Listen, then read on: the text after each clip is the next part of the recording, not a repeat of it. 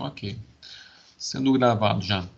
Pessoal, então, iniciando a nossa aula de empreendedorismo, gostaria de saber de vocês aí o que vocês acreditam que seja uma pessoa empreendedora. Porque se fala muito em empreendedorismo, né? Só um segundinho, tá? Só para complementar aqui minha fala. Se fala bastante em empreendedorismo e empreendedor no Brasil hoje, mas do ponto de vista de vocês, o que é uma pessoa empreendedora?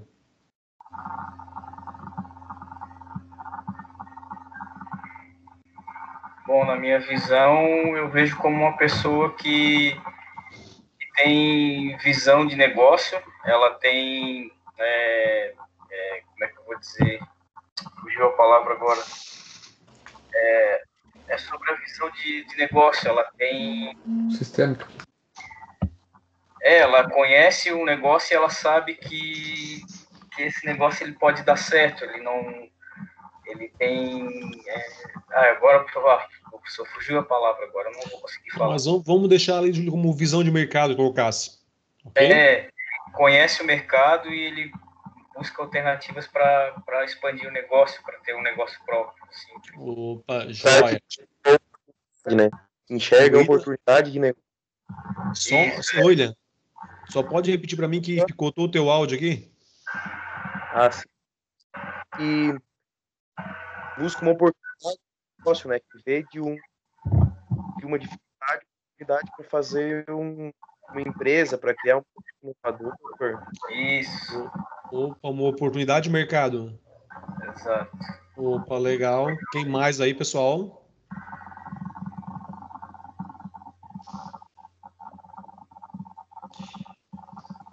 Alguém que tem uma empresa, a gente poderia classificar como empreendedor? Sim,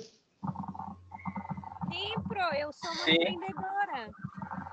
Opa, aí, Tamires, ó. Ok, joia.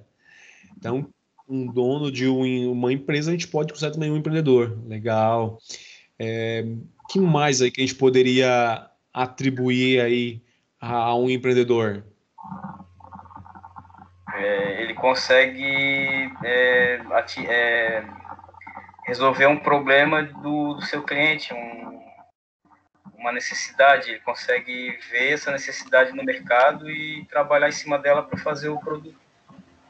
No caso, ele vê o problema, né, e no caso, ele identifica o problema e consegue gerar alguma coisa para suprir. Isso, para suprir aquele problema, né? Legal, problemas. Bom, pessoal, tudo aí que vocês falaram, tudo isso aí e um pouquinho mais ainda, a gente vai ver aí. E uma outra coisa que geralmente a gente não tem conhecimento antes de entrar para essa questão mais, pelo menos conceitual de empreendedorismo, que necessariamente o empreendedor, ele também pode ser uma pessoa que não tem um negócio. É um conceito novo ali que talvez vocês tenham visto a palavra na hora que a gente estava passando no plano de aula ali, no nosso cronograma, que é a questão do intraempreendedorismo, né? E a gente vai ver como é que uma pessoa que não tem um negócio próprio pode ser classificado, não é que pode ser, né? Ele é, em alguns momentos, classificado como empreendedor. Então, são algumas questões bem legais que a gente vai discutir aí, vai falar também sobre a questão do negócio em si, dessas oportunidades do negócio, da visão do tino que o empreendedor tem. A gente vai conversar um pouquinho sobre esses itens aí, mas vamos por parte, como dizia o açougueiro, né? Só para não perder aí o nosso bordão. Então, vamos lá. Pessoal, aqui, questões sobre... a nossa apresentação já foi, o plano de ensino, ok? E aqui já tem um dado agora, aqui, né? Ensino superior no Brasil, ele está em torno de 16 ponto alguma coisa percentuais. Em Santa Catarina, sobe para 17. Santa Catarina aí ajuda a contribuir para aumentar um pouquinho esse patamar. Mas o nível do Brasil é 16 ponto alguma coisa por cento aí das pessoas que têm curso superior. E ficaria assim, na seguinte faixa, de 25 a 34, 16% das pessoas, e de 55 a 64 anos, 11% das pessoas aí têm um curso superior, têm uma graduação. Então, hoje vocês já estão inseridos aí dentro desse pequeno percentual. O meu dado aqui não é recente desses últimos anos, talvez então possa ter aumentado um pouquinho, mas mesmo aumentando, eu acredito que não passa do 20% aí no Brasil, tá? Então vejam que ainda é um índice pequeno de pessoas que têm ensino superior. Já volto e vocês vão entender o porquê que eu coloquei esse dado estatístico aqui no início, aqui antes de fato, abordar aí os conteúdos mais técnicos da nossa disciplina. Olha só, no Brasil. O Brasil, né, é considerado um país pobre aí. Essa aqui é uma pirâmide da renda, pessoal, renda familiar, tá? Nós estamos falando aqui, não é renda per capita, não é por pessoa, é a renda da família, a renda média da família somada aí. Então vejam que 46% das famílias brasileiras ganham na faixa de R$ 1.356. 20% ganham até R$ 2.034. 16% de 2.034 a 3.390. E 9% ganham acima de 3.390 a 6.780. 4% ganham de 6.780 a 13.560 e 1% do povo das famílias brasileiras aí ganham acima de R$ 13.560 até R$ 33.900. Vejam a desigualdade, né? Poucas pessoas têm muito e muitas pessoas têm pouco. Se a gente pegar as duas faixas de baixo da pirâmide, a de 20% e 46%, nós somamos 66% das famílias brasileiras que ganham até R$ 2.034. Então vejam a questão da desigualdade, né? Então assim, a gente pega a base da pirâmide, que é bastante aí, extensa, com muitas pessoas ganhando pouco, e vai afunilando, chegando no topo da pirâmide aí com poucas famílias ganhando relativamente muito. Qual é a questão, né, de poucas pessoas ganharem muito aí, né? É que acima de um determinado valor aí, ou renda familiar, esse dinheiro já não é mais redirecionado para o mercado.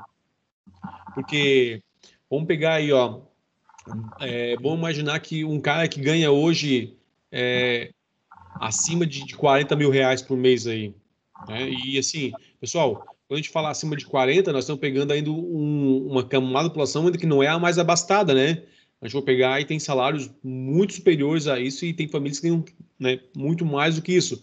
Mas a gente está pegando aqui o mais comum aqui, né? O que acontece? Geralmente, essa família ela já vai ter todos os bens de consumo já adquirido. E geralmente esses recursos são usados aí para um fundo imobiliário, para um investimento financeiro, ou seja, ele não volta para a aquisição de bens de consumo, ele não ajuda a fazer o comércio girar novamente. Isso dentro da teoria da mais-valia, que era a questão que o Marx colocava, esse capital que ele tem não se reverte em renda, né, não retorna para o mercado e não faz girar o ciclo da economia. Então a grande questão é essa, né? Famílias que ganham muito, ou pessoas que ganham muito, eles acabam aí não contribuindo tanto assim socialmente ou economicamente, tá? E agora, olha só, o cruzamento daquele primeiro dado que a gente viu, que é o tempo de estudo em relação aí à média salarial. Vamos começar na parte de baixo, né? Então, o que acontece, ó?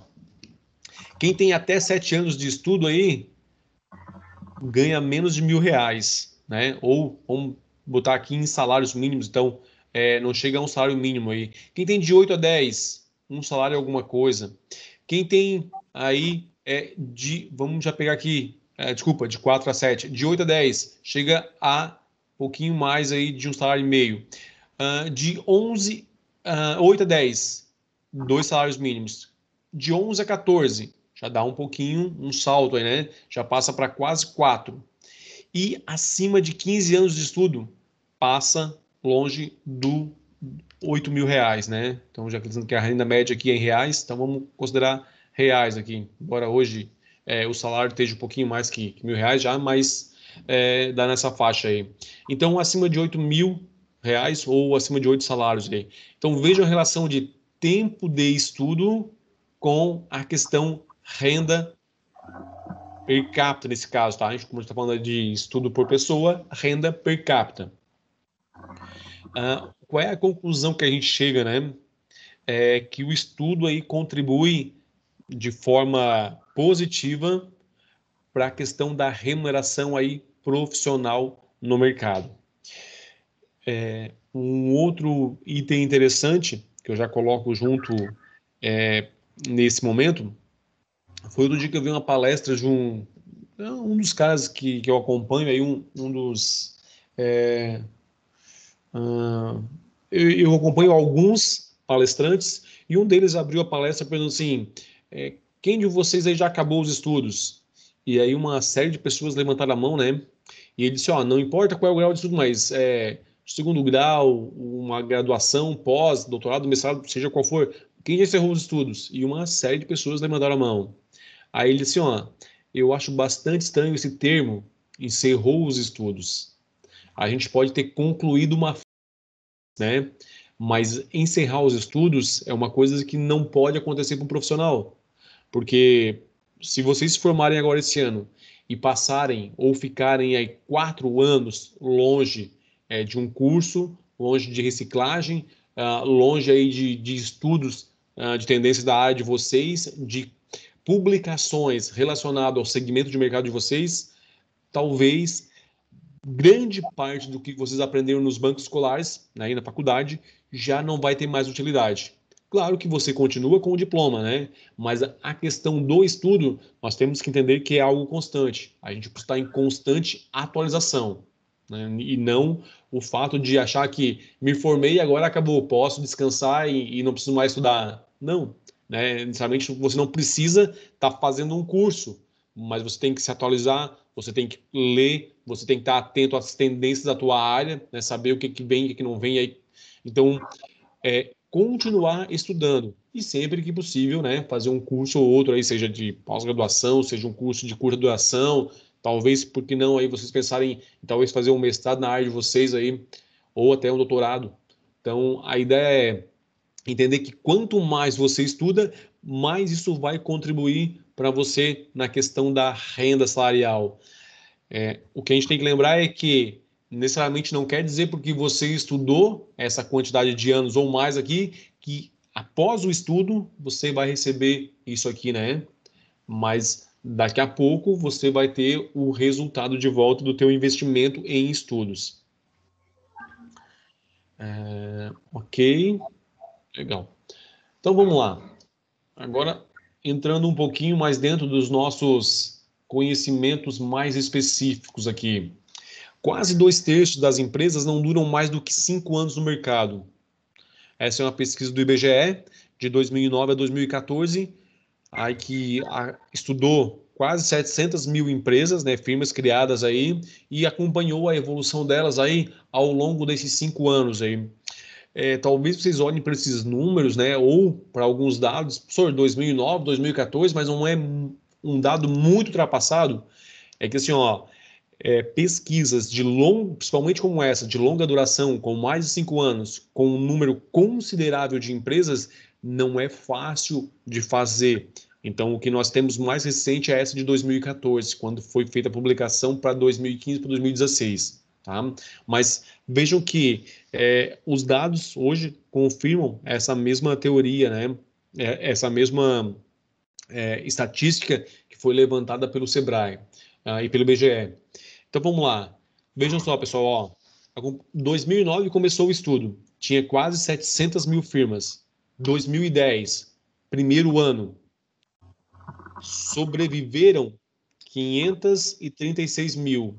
Ou seja, dos 100%, que era quase 700 mil lá, 694, 77,3% estavam no mercado. Ou seja, 26,7% já tinham fechado as portas no primeiro ano. 2011, 65% delas só estavam ativas. Vejam quantas já acabaram fechando a porta. 2012, né? Apenas 55% delas estavam agora ainda no mercado. Ou seja, nós temos aí quase metade já encerrando as atividades. Depois, 2013, apenas 48,8% estavam em funcionamento. E em 2014, 39,6% delas estavam ainda em atuação. Ou seja, das quase 700 mil empresas, ao final aí desse estudo, 2009, 2014, nós temos 265 mil só ainda em funcionamento. E o que vocês acham que leva aí ao fechamento ou à mortalidade, como a gente costuma dizer, né, das empresas?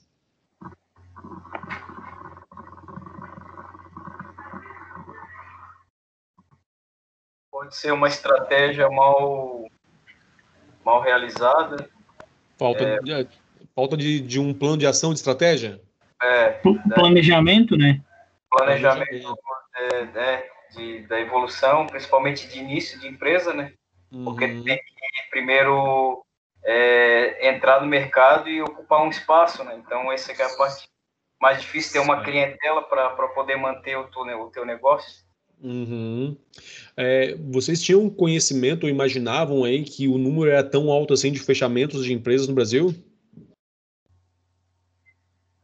Eu já tinha uma ideia, professor, porque a gente vê bastante coisa e a gente olha as cidades, por exemplo, e vê muita loja fechando. Eu percebo isso. Dá para muito empreendimento fechando. Legal. Já botei lá o fundo com a imagem alugo, passo o ponto, né, fechamos sob nova direção, porque justamente isso aí é o que a gente consegue visualizar, né, desses dados, né? Aquela loja que fechou, que trocou lá, que já não é mais a mesma, outra que acabou passando o ponto para frente, porque não conseguiu mais se manter, e assim vai. Ela não se atualiza, né, também, tem isso. Então, assim, primeiro entender a quantidade desse dado, né? Vejam que é um valor significativo, ou seja, 39%, só. O que isso quer dizer, né? Vamos imaginar um número grosseiro aí. De cada 100 empresas que abrem, apenas 39 se mantém no mercado. Uma quantidade considerável. Ou de cada 10, né, menos de 4 conseguem estar se mantendo no mercado aí. Eu sempre acabo passando para os meus alunos, quando eu trabalho com empreendedorismo, o seguinte caso, né? Abrir uma empresa é fácil. O difícil é você manter ela aberta no mercado em funcionamento depois. Para abrir é tranquilo, né? Tu vai lá, aluga um pontozinho, coloca algumas coisas lá dentro lá, é fácil. Tem alguma questão burocrática, mas, entre aspas, é fácil abrir uma empresa. O difícil é você conseguir manter ela funcionando depois. Então, a gente precisa entender quais são as causas que levam a essa questão da mortalidade, da falência das empresas. E falando no primeiro momento dessa forma, talvez você pense assim, professor, mas empreendedorismo era para incentivar a abrir novos negócios? Não, estou aqui justamente para isso, mas principalmente para conscientizar quem tem esse pensamento de abrir um empreendimento ou quem tem aí, de que é preciso ter atenção às causas de mortalidade, precisa ter planejamento, precisa se organizar, precisa conhecer o mercado para não fazer parte justamente dessa estatística negativa, né? Então, isso aqui, a pesquisa do IBGE, e agora o que diz o Sebrae em relação às quais são as causas da mortalidade de empresas no Brasil, ou as principais, né? Vamos lá. O dono da empresa que não sobrevive, ele abriu por necessidade. Nós já vamos, talvez, não sei se nessa aula de hoje, mas na outra, de qualquer forma, já vou abrir aqui o nosso conteúdo aí, que a gente vai abordar isso. Nós temos duas classificações básicas aí quanto a empreendedores, empreendimentos ou empreendedores, tá, pessoal? De modo geral, isso não só o Brasil, tá? Quando se fala em empreendedorismo, o por necessidade e o por oportunidade. Então, essa é a primeira classificação aí, a grosso modo, que a gente tem. O por necessidade, ele abriu porque ele perdeu o emprego, porque ele não tinha uma outra fonte de renda, era a única coisa que ele sabia fazer, ele precisava sobreviver de alguma forma, então ele acaba iniciando o empreendimento por necessidade. Por oportunidade, que é o inverso, é uma pessoa que ele tinha tem conhecimento, tem capital, tem talvez possibilidade de arrumar um outro emprego, né? Mas ele observa o mercado, vê que há uma necessidade que não é suprida, identifica uma oportunidade de mercado e acaba optando por abrir um negócio. Mas ele não depende daquele negócio para sobreviver, né? Então é a primeira separação ou classificação que a gente tem aí. Empreendedorismo por necessidade ou por oportunidade. E aí, quando as pessoas abrem por necessidade, elas acabam aí, digamos, sendo parte dessas estatísticas que vocês viram lá atrás, de estar entre aquelas que fecharam, né? Então, se o cara abre por oportunidade ou por necessidade, o por oportunidade tem muito mais chances de se manter no mercado do que quem abriu por necessidade. E aí, quando a gente vê aqueles números lá de que cada 100, 60 fecham, entre os 60% está o por necessidade. Estava desempregado, abriu por exigência de um cliente ou fornecedor, né? Às vezes acontece aí. Então, esse é por necessidade. Junto com isso, falta de planejamento. Alguém tinha já falado lá atrás, né? Não negociou prazos com fornecedores.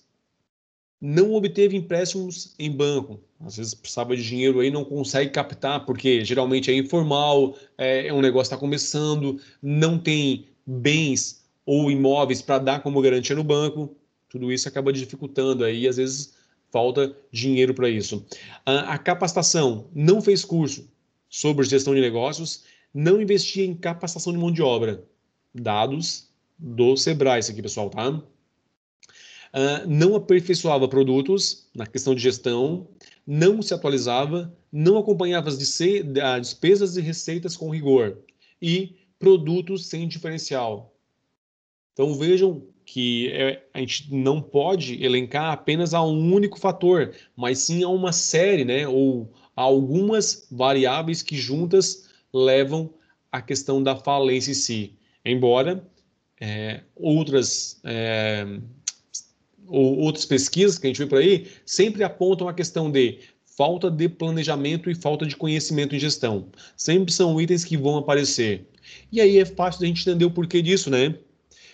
A pessoa que abriu um negócio por necessidade, o que aconteceu? Geralmente, ele tem conhecimento técnico, que é o quê? Saber fazer alguma coisa.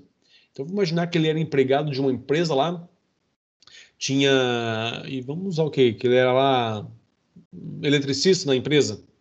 Ele acabou, por algum motivo, perdendo o emprego, pegou as economias que ele tinha e começou lá no fundo da casa dele, na garagem lá, a montar um comérciozinho para ir lá, prestação de serviço e vender algumas pecinhas na parte de elétrica, que é a área que ele tinha conhecimento técnico.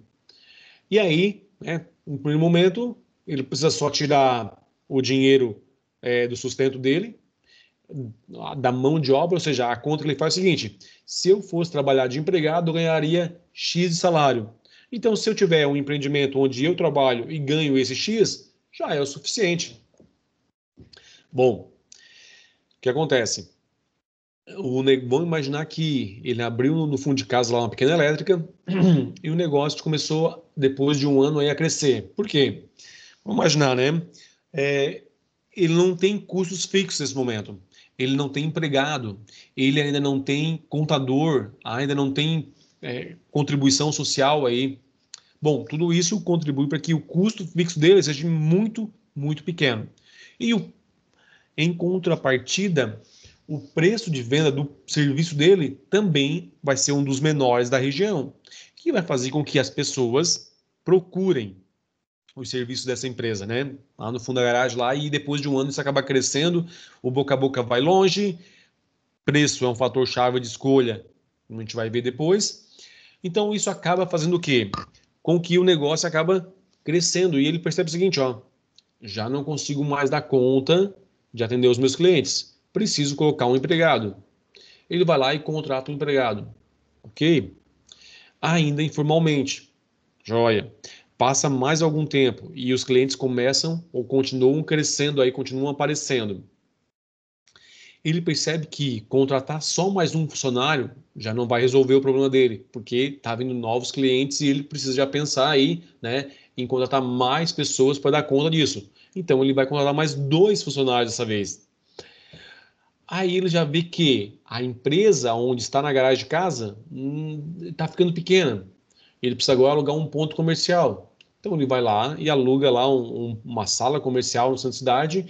Ele precisa agora regularizar, né, ou formalizar o negócio dele. Então ele vai procurar um contador, ele vai agora ter emissão de nota fiscal, pagamento de imposto, alvará, a questão 13º, férias de funcionário, a contribuição social, encargos sobre salário. Tudo isso aí agora ele começa a ter na empresa num ponto aí no centro da cidade onde ele paga aluguel também. Ok. Os negócios estavam crescendo, então não tinha por que ele não optar por crescer junto, né? Então vamos aumentar a estrutura. E aí contratou pessoas, mudou o ponto, saiu da garagem lá e achou um ponto aí agora na cidade onde ele paga aluguel. Ok. Ele ainda continua tendo clientes. E realmente, né? Dá serviço para os 3 funcionários e tudo mais. Só que ele não percebe que a estrutura de custo dele mudou. Agora, como eu comentei, ele tem todos esses gastos a mais, né, que depois vão ser custos e despesas aí, mas o preço de venda ainda continua sendo praticado da mesma forma que antes. Aí passa mais algum tempo e, como o conhecimento dele é técnico e ele não consegue ter, ou a maioria dos casos, não buscam conhecimento em gestão, porque acreditam que seja algo simples, administrar, gerir um negócio, eles acabam não se preocupando muito com isso. E aí, vamos lá, né? Despesas e receitas com rigor, que foi algo que apareceu lá atrás para nós lá, ou tá ali na tela ainda. Como é que acontece isso, né? Ele observa o caixa. O caixa tem dinheiro. Tem dinheiro, mas será que a empresa está tendo lucro? Ele não consegue ter essa informação. Ele não consegue apurar esses dados. Que mais? Quanto ele precisa de capital de giro? Ele também não sabe. Qual é o ponto de equilíbrio da empresa? Um outro dado que ele desconhece. Como é que ele deveria informar o preço de venda? Também não sabe, né? Ele entende de fazer a parte técnica, que é a parte elétrica. Os funcionários até podem também aí ter já aprendido com ele ou pegar pessoas que têm conhecimento e prestar um bom atendimento, um bom serviço. Mas a falta de conhecimento nessa área vai fazer com que, mesmo tendo dinheiro no caixa em alguns momentos, o negócio em si não apresente lucro, resultado positivo. E aí, né, professor, mas como que tem dinheiro em caixa e não dá resultado positivo no negócio? Pessoal, caixa é uma coisa, ele representa a entrada e saída de recursos financeiros num determinado momento. Ter dinheiro em caixa não significa que o negócio é lucrativo. Ele até pode ser assim, ó, não, sempre tem dinheiro em caixa, pago todas as contas, ok. Então ele pode ser um indicador de que o negócio está indo bem. Porém, né, isso não garante o sucesso do negócio, nem garante que tenha lucro. Tá? Porque ele pode olhar a questão do caixa com dinheiro, mas, por exemplo, conta no banco negativo, boletos atrasados, fornecedores que não recebem, não recolhem alguns encargos, e aí vai ter dinheiro em caixa. Então, são uma série de quesitos que levam a entender o funcionamento do negócio, principalmente parte de gestão. Tá? Bom, vamos lá. Aí passou mais alguns meses, os custos começaram a aumentar e o dinheiro que ele ganhava já não era suficiente para manter o negócio. E aí ele começa a recorrer a trocar as duplicatas no banco, a trocar cheque com agiota ou buscar factory para antecipar boleto, quando é o caso, né? E aí o negócio começa a desandar. E aí para frente não é fácil de fazer com que o negócio se sustente, mesmo às vezes buscando conhecimento mais especializados. Às vezes é tarde demais quando se vai atrás de ajuda, né? Então são situações que acontecem aí com o nosso empreendedor. A morte das pequenas empresas. O dinheiro de crédito, né, de programas que o governo faz aí para ajudar empresas, e esse aqui é um dado mais recente, eu peguei agora já nesse ano, justamente para ter um contraponto em relação a tudo isso que foi divulgado, né, que foi lançado aí um programa federal de crédito facilitado a pequenas empresas. Só que aí, ó, o que acontece? Qual é o resultado? Esse crédito não chega de fato aos pequenos. Mesmo que se fale em crédito facilitado, os bancos que são a ponta final para o cliente, lá para o nosso empreendedor, nesse caso, não vão liberar empréstimo se o cara não tiver uma garantia. Né? Então, assim, ó, primeiro, pega lá, quanto tempo a empresa? A empresa tem 1 ano. Não, com 1 ano a gente nem dá empréstimo. Tem que ter pelo menos 5 anos de mercado aí. O cara que tem 5 anos de mercado já se manteve em 5 anos, provavelmente ele já tá mais preparado. Agora, o cara que iniciou há pouco tempo e não tem crédito, esse cara, nesse momento de pandemia, se ele está em partes do segmento que foi afetado, vai ser difícil de sobreviver, né? E aí ele não consegue ter acesso a esse crédito. Nessa pandemia foi algo aí novo para todo mundo, mas algumas coisas me chamaram a atenção, né? Que para alguns segmentos ela foi positiva, olhando do lado financeiro, tá? Aumentaram as vendas, o pessoal começou a vender mais, a ter melhores resultados. Outros segmentos estão tendo ainda, né? Muitas dificuldades para se manter devido a essa questão que a situação em si gerou, né? De as pessoas não poderem mais, por exemplo, pessoal que trabalha com eventos, pessoal que trabalha com entretenimento, que seja aí bares, restaurantes, pubs e outros, passam por dificuldades, né? Por quê? Porque não podia mais ter aglomeramento de pessoas e basicamente eles eram o foco principal de receita, né? As pessoas ali estarem saindo para jantar, para fazer uma confraternização, para estar se encontrando em algum ponto, bebendo, né? Comendo algum petisco, alguma coisa. Então, esses segmentos sofreram bastante. Outros, né, aí nem tanto assim. O comércio, comércio de modo geral aí, apesar de ter aqueles meses ali que foi um fechamento, que foi mais, digamos, o isolamento e o distanciamento social foi mais apurado, digamos assim, né, que teve que fechar o comércio mesmo alguns dias ou alguns meses até, passou por dificuldade naquele momento, mas depois viu as vendas aumentarem, né? E aí, uma das explicações para essa questão do aumento das vendas, claro que o crédito que o governo lá concedeu, não crédito, mas desculpa que não é crédito, o auxílio que o governo concedeu ajudou muita gente, né? Aí nessa questão de sobrar um pouquinho, um troquinho a mais para comprar um item. Outra coisa, como as pessoas agora não estão mais saindo para balada, não estão saindo mais para socializar, para jantar, né? Sobrou um pouquinho a mais, porque né, era um gasto que se tinha. Então, as pessoas começaram a comprar alguns itens de bens duráveis aí no comércio. E com isso, fez aumentar aí o giro desses negócios. Então, vejam que nem toda situação, né, ela só tem um lado negativo. Também há um lado positivo se for observada a questão econômica de alguns segmentos. Ok até aqui, pessoal? Sim. Ok, joia. Professor, sim. Uma pergunta sobre empreendedor. Vamos lá. O bom empreendedor, ele também é um bom gestor ou não? Ou não necessariamente? Vamos lá, né? São duas coisas aí que a gente pode separar, né? Gestor, administrador aí, gestor de negócio e empreendedor mesmo. Geralmente, o empreendedor ele tem um tino para o negócio de identificar a oportunidade, de conhecer o mercado que ele atua, mas na questão de gestão, geralmente ele encontra dificuldades. Tá? E se a gente pegar grandes cases aí que a gente fala, né, grandes casos aí, por exemplo, o caso do Steve Jobs e do Bill Gates, por exemplo, aí que são dois empreendedores, vamos dizer o quê? Ícones, né? O que aconteceu?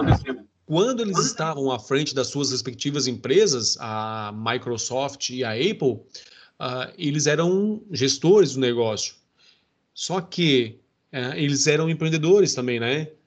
E a gente viu que quando eles saíram da gestão do negócio, o Bill Gates, quem assumiu foi... Bom, eu não vou lembrar agora o nome dos dois administradores que entraram na sequência deles, mas se não me engano, um é o Pullman Não vou lembrar. Não vou nem citar porque eu posso errar o nome aí e não vai ficar legal.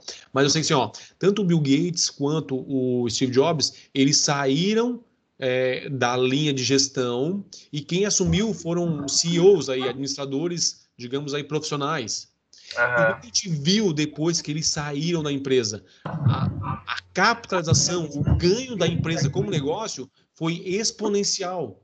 Ou seja, os caras estavam focados no negócio e conseguiram rentabilizar e capitalizar a empresa muito, muito além do que eles esperavam. Então se mostra que eles eram bons empreendedores, mas como gestores não eram tão bons assim. E aí também vem o inverso, né? Se a gente olhar hoje para a Microsoft e para a Apple, com a saída do Bill Gates, com o falecimento e a saída do Steve Jobs lá, a gente vê que eles deixaram de inovar como inovavam quando tinham os dois na gestão, quando tinham os dois como empreendedores dentro do negócio. Né? Então, assim, tem esse ponto de vista, mas geralmente há uma separação. Dificilmente você vai encontrar um empreendedor que seja um bom administrador e um administrador que seja um bom empreendedor. Para entender o porquê, né? Empreendedor tem por, digamos aí, definição, se a gente fosse pegar e tentar fazer um suprassumo, mastigar ele em uma única palavra, seria assim, ó, risco. Né? A palavra risco define empreendedor. Aí tu cai para a linha da gestão. O cara da gestão é um cara que vai controlar números, que vai querer resultado do negócio, que vai olhar o negócio pelas métricas financeiras do negócio. Ele não vai arriscar, né? A vantagem do empreendedor, que quando ele arrisca, o ganho é muito maior. Né? O que se tem aí o ganho que eu digo é para a questão da empresa como negócio. Né? Então são duas coisas aí dissociadas. O cara que é gestor, ele não quer arriscar. Enquanto o empreendedor, ele já tem isso por natureza, né? Ok. E me diz uma coisa, professor, e onde se encaixa o empresário? O empresário é assim, ó, nós vamos fazer dentro da nossa linha teórica aqui de empreendedorismo aqui, nós temos 3 vertentes. Eu já chego lá, tá? Pode ser? Só para não... Tem uma parte disso da definição? Tem, já chegamos então lá, tá? Tá ok. Então vamos lá. Então, assim, ó, só para a gente já começar nessa parte mais conceitual, né? A palavra empreendedor, que é entrepreneur aí, ela tem origem francesa e está associada às pessoas que assumem risco ou começam algo novo. No século, né, aí 12 era usado para designar pessoas que incentivavam brigas, mas já a partir do século 18 ela passa a ter essa associação a pessoas que conduzem projetos ou empreendimentos, ou seja, que arriscam e começam algo novo. Isso é um conceito básico de empreendedor, tá? Então, pessoas que iniciam um negócio. Ok? Vamos lá. Tá? O Jean-Baptiste Say. Ele é um dos caras do desenvolvimento econômico e ele considera que esse desenvolvimento econômico está atribuído à questão da criação de novos empreendimentos, de novos negócios. Na concepção do Say ali, né, empreendedor é alguém que inova e ele é um agente de mudanças e esse conceito permanece até hoje. O Phylon, que é, digamos aí, eu vou usar seguidor, né? Mas é um autor que vem na linha do Giambattista Say aí, que é considerado um dos caras que mais escreveu sobre empreendedorismo, junto com o Schumpeter, deu a definição que reflete o espírito empreendedor. E nós vamos entender bem essa lógica do espírito empreendedor. O que o Schumpeter dizia? O Joseph Schumpeter. Empreendedor é aquele que destrói a ordem econômica existente pela introdução de novos produtos e serviços, pela criação de novas formas de organização ou pela exploração de novos recursos e materiais. Então, vamos lá, vamos pontuar aqui. Empreendedor é aquele que destrói a ordem econômica existente. O que Schumpeter estava, né, aí pensando quando coloca um conceito desse? O empreendedor é aquele que destrói a ordem econômica? Como assim? O que dá para entender disso? Faz sentido para vocês? Eu acho que sim. A partir de inovação, de novo mercado. Isso aí, Júlio. Bem por aí o caminho, né? Ele diz assim, ó, que destrói a ordem econômica existente. Então vamos pegar o caso da Netflix, por exemplo, que talvez seja o exemplo mais simples e mais comum que se tem nesse caso aí. A Netflix veio lá de trás, lá começando, né, pegando pequenas fatias de mercado, bem pequenas por sinal, e entregando para o cliente a mesma coisa que a Blockbuster, que era a maior franquia de locadoras do mundo, né, ou que as locadoras, de modo geral, entregavam, mas eu estou usando a Blockbuster, porque como maior franquia de locadoras do mundo, os caras detinham aí esse mercado, né? Então vamos lá. Quando a Netflix surge e começa com essa lógica de stream, né? Ou seja, eu vou entregar para o cliente stream. O que é o stream? O canal pelo qual eu estou entregando. E o que eles entregavam? A mesma coisa que a locadora entregava: entretenimento. Só que ela mudou o canal ou a forma como ela fazia isso. Enquanto na locadora tradicional, nós como clientes tínhamos que ir à locadora, reservar um filme antes, chegar lá, pegar, passar na fila, ir no caixa, levar embora, assistir o filme, devolver na segunda-feira lá ou no dia de semana respectivo, e pagar por cada locação, a Netflix vem com uma outra modelagem aí. Ou seja, eu te entrego esse mesmo conteúdo em forma de um catálogo que você escolhe virtual aí, né? Você assiste o conteúdo quantas vezes você quiser e quando você quiser. Tu não tem que mais voltar, reservar, entregar de novo, pagar a multa quando esquecer. Tu não tem que sair de casa. Tu pode assistir quantas vezes tu quiser esse título. Então, ele fica à tua disposição. E tu não vai pagar por cada vez que tu assiste. Tu vai pagar uma única vez no mês e tu tem acesso a todo esse conteúdo.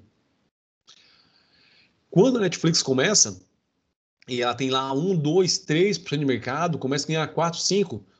Os caras da Blockbuster, com 95% de mercado, olham para baixo lá, né? Dizem, não, esses caras não estão certos, isso não vai funcionar.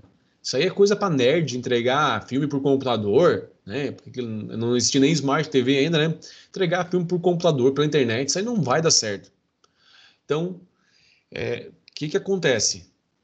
A pessoa da Netflix continua crescendo, só que crescendo rapidamente, e aí começa a ganhar 12, 18, 25, e os caras de cima olham, né? Deu uma diminuída na fatia deles, automaticamente. Não, mas isso aí ainda não vai dar certo, isso aí não tá indo bem. Quando os caras meio que estão nos 50% aí, meio a meio, que dividir o mercado com eles começam a perceber que o mercado mudou. E aí eles correm atrás de desenvolver um sistema de streaming para entregar também. Só que aí já era tarde demais. Até eles conseguirem desenvolver a plataforma, colocar isso no mercado, informar para o cliente, a Netflix já tinha aí 80%, 90% do mercado. E aí, né, foi um sopro aí para realmente fechar a Blockbuster, encerrar o comércio de locadoras e passar aí a ter nesse momento agora só sistema de streaming. Bom, o que aconteceu? Ele destruiu a ordem econômica, né? Que é o que o Schumpeter fala ali, ó. Ele acabou com o formato das locadoras de negócio e agora apareceu o do streaming. Tanto que hoje a gente tem a Prime da Amazon, tem a Google Play, tem série outros aí de serviços, plataformas, aplicativos que fornecem filmes via stream, né? Dentro dessa lógica aí. A questão é essa. O que os caras fizeram diferente? Acharam mais comodidade, entenderam qual eram as dificuldades que quem alugava filme encontrava e sanaram essas dificuldades, mas continuam entregando a mesma coisa. Então, essa é uma questão interessante de a gente entender. Vamos em frente aqui. Pessoal, essa parte do que o imperador destrói a ordem econômica aí, ficou entendido por quê?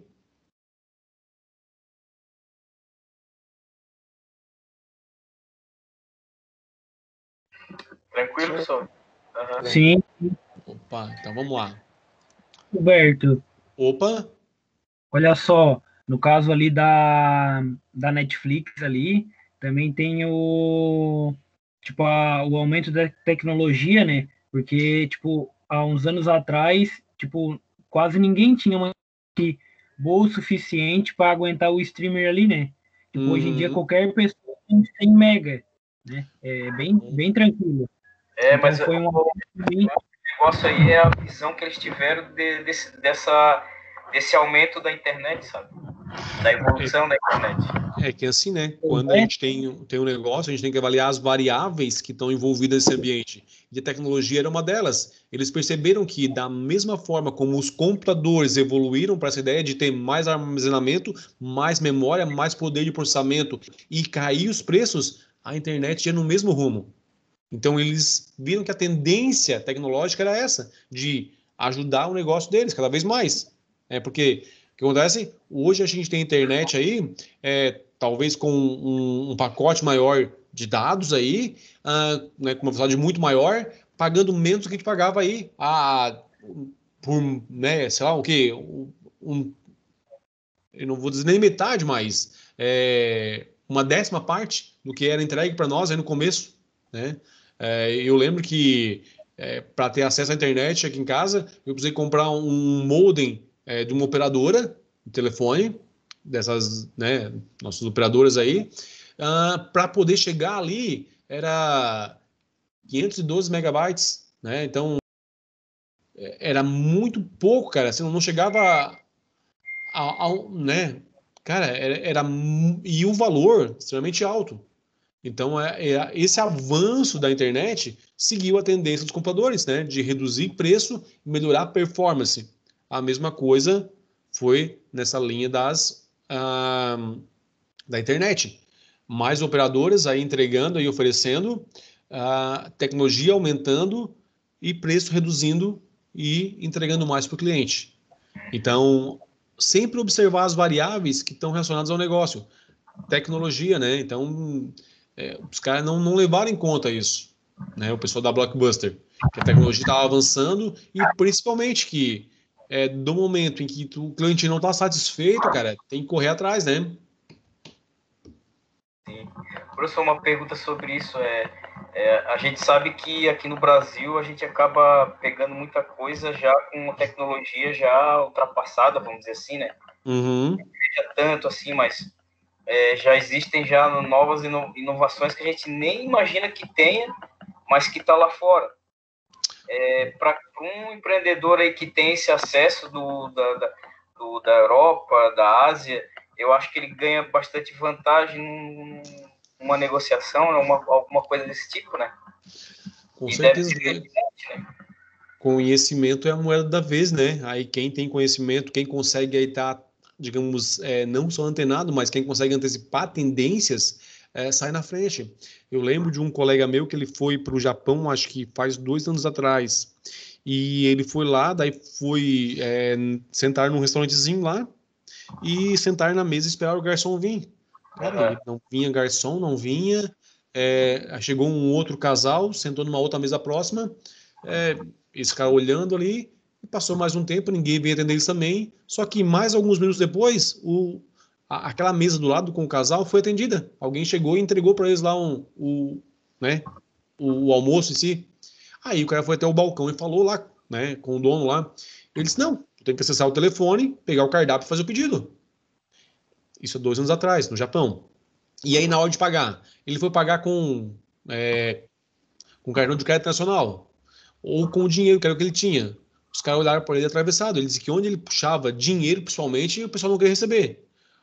Quando era cartão, já era uma briga, porque os caras queriam que pagasse pelo aplicativo.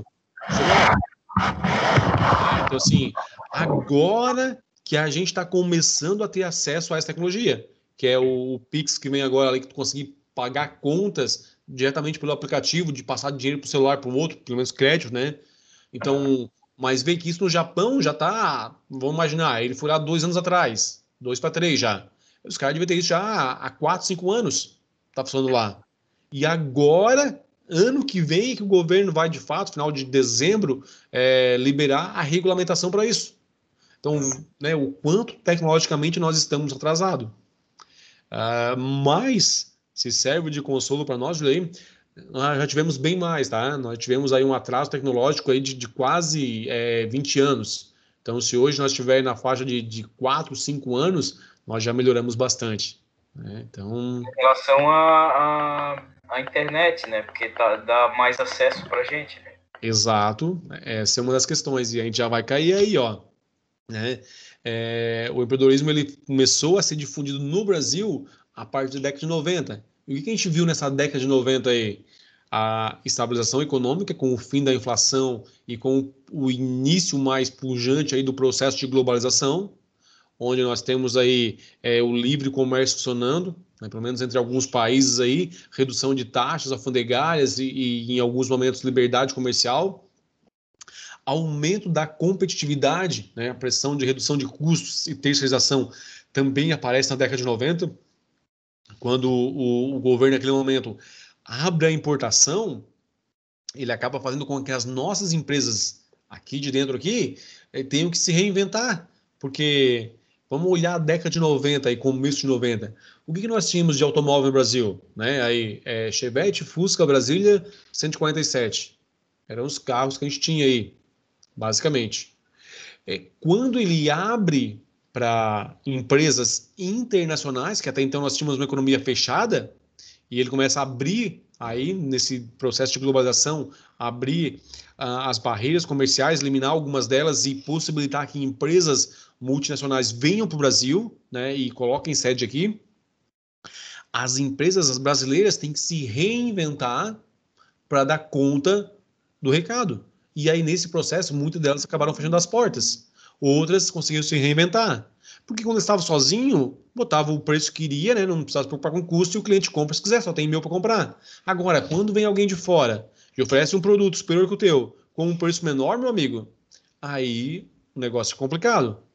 Então, elas tiveram que realmente se reinventar. A gente teve o aumento da competitividade, que é muito bom para o consumidor, né? Na ponta final, que tem produtos com maiores tecnologias, melhor qualidade em si, ou características, e um preço mais em conta. Altas taxas de desemprego. Então, com o fechamento de várias empresas brasileiras, a gente também teve aí, né, pessoas desempregadas. Várias empresas fecharam as portas e automaticamente essas pessoas ficaram sem oportunidade de emprego. E com isso, várias delas foram ou tornaram-se empreendedores por necessidade. Na década de 90, o governo também percebe que não adianta só criar empresas, mas elas têm que ser duradouras no mercado. O governo recebe um relatório internacional mostrando que em outros países aí da Europa e América do Norte, eles tinham percebido que o que movimenta a economia, ao contrário do que até então se pensava, não são as grandes empresas, e sim as micro e pequenas empresas. Elas representam a grande força motora da economia de um país. E daí, se a gente parar a pensar, mas professor, uma empresa de grande porte que tem 500, 1.000, 2.000 funcionários, olha quanta gente bota só uma empresa dessa. Verdade. Mas para olhar quantas empresas de grande porte a gente tem na nossa região aí. Dá para contar na ponta dos dedos. Agora, olha para o centro da cidade. Olha quantos negócios tem ali. Cada lojinha daquela tem no mínimo 2, 3, 4, 5 funcionários. Vejam quanto emprego isso gera. As pequenas empresas, né, que são aí que fornecem material para essas grandes, olhem quantos empregos a gente tem. Então, percebendo isso, né, o governo brasileiro começa a se preocupar com que, peraí, se o desenvolvimento econômico está baseado em pequenas empresas, vamos criar alguma coisa para ajudar elas. Né? Então, aí se entendeu que as pequenas empresas surgem devido ao empreendedorismo, ao empreendedor, só que nesse momento o número de fechamento, o índice ali, era muito maior, né? Então, o governo começa a pensar em políticas públicas e em órgãos para auxiliar o empreendedor para que ele diminua esse número de falências, esse número de fechamento ou de mortalidade de empresas. Então, isso aqui foi um contexto onde o Brasil começa em si a perceber a importância do empreendedorismo. E aí, né, entre 90 e 99 foram constituídas no Brasil 4,9 milhões de empresas. Em 2001, havia em operações 4,63 milhões, né? Sendo que 99,2% delas eram de micro e pequenas empresas.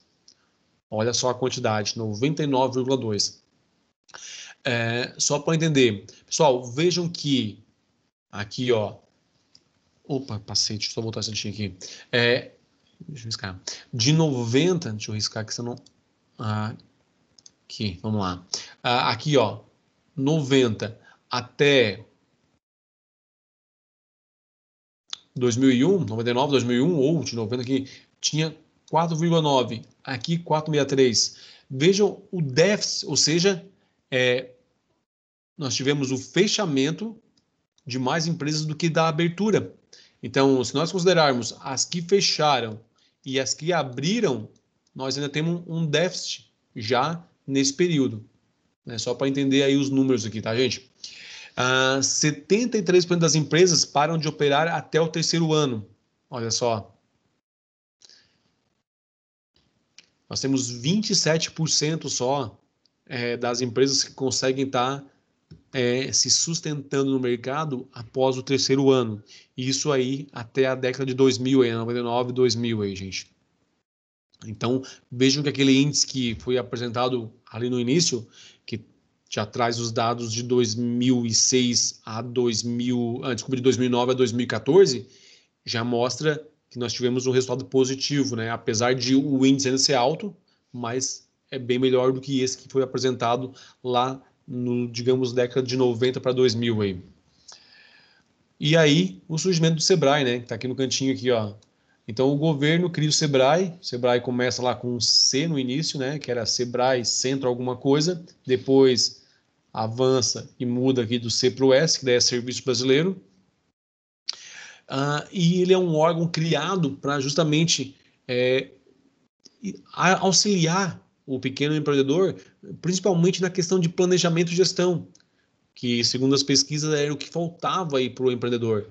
Então, o Sebrae contribui muito nisso, tanto que se você procurar hoje o Sebrae ali na internet, aí, você vai encontrar vídeo falando sobre capital de giro, sobre ponto de equilíbrio, sobre como você calcular o preço de venda, como que você faz apurar o lucro da empresa, informações básicas de gestão, né? Para quem tem conhecimento de gestão aí, são informações básicas, mas que são muito úteis para o empreendedor que não tem esse conhecimento e esse estudo.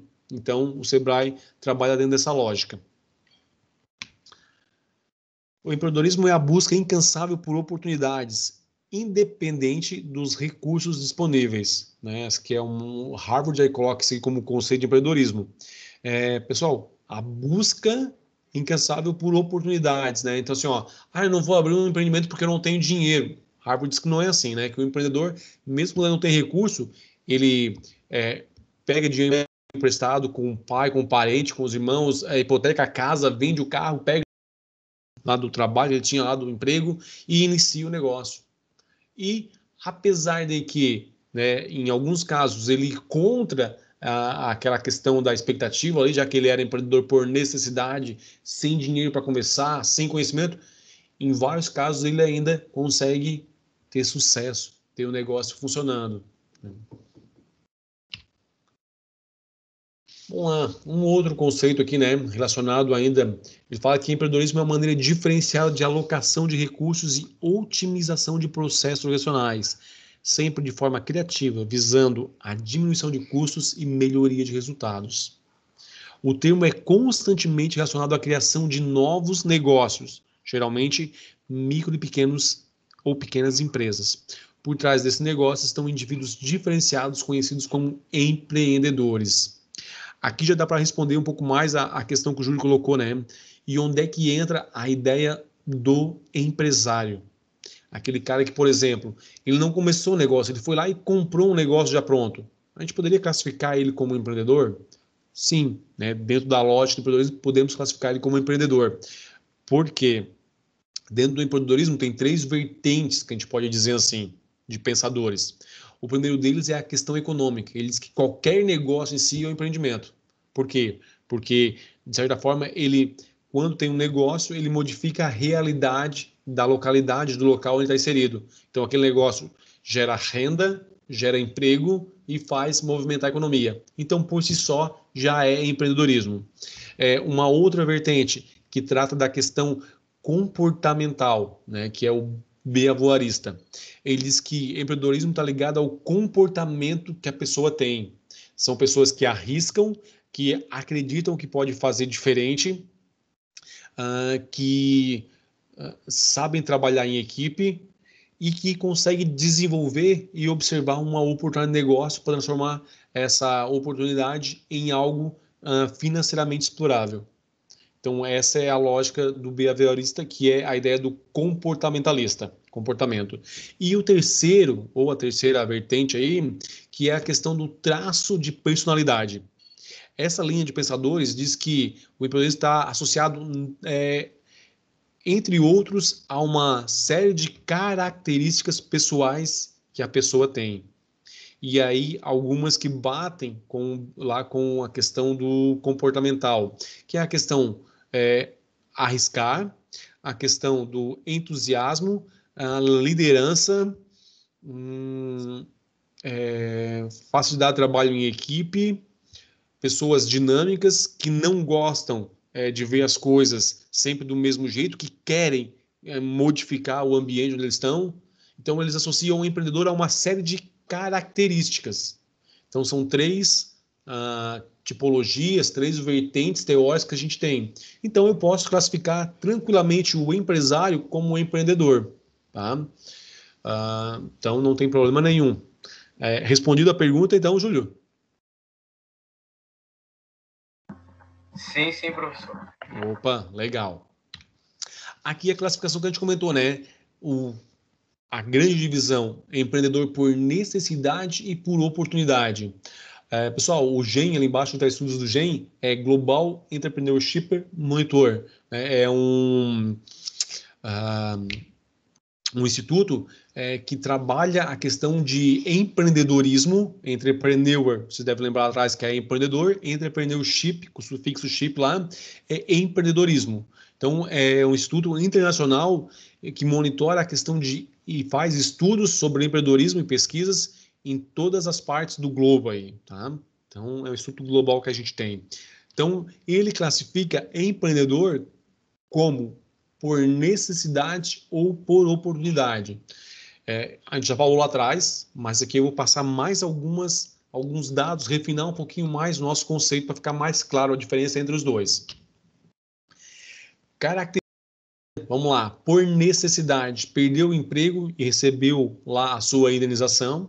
Então, é o capital geralmente que ele tem. Aí, quando falta, ele hipoteca a casa, vende o carro, pede emprestado para os parentes, já que geralmente o banco vai ser difícil ele conseguir dinheiro. Ele geralmente não tem uma outra opção de recolocação profissional no mercado. Então, apesar de receber a indenização dele lá, que é o seguro-desemprego, ele não achou um outro emprego na área dele, ele não consegue achar um outro emprego que pague o que ele ganhava pelo conhecimento técnico que ele tem, né? Ele até às vezes achou um outro emprego, mas não na posição que ele tinha e com o salário que ele tinha.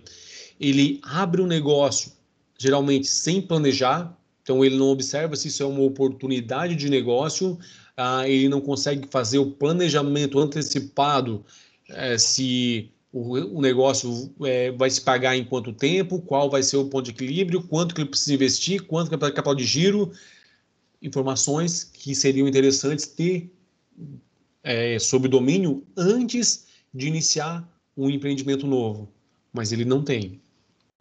Já o empreendedor por oportunidade, ele tem capital próprio, ele tem outras opções de emprego, mas ele opta por iniciar um empreendimento porque ele sabe que ele vai ter mais resultado ali do que trabalhando de empregado.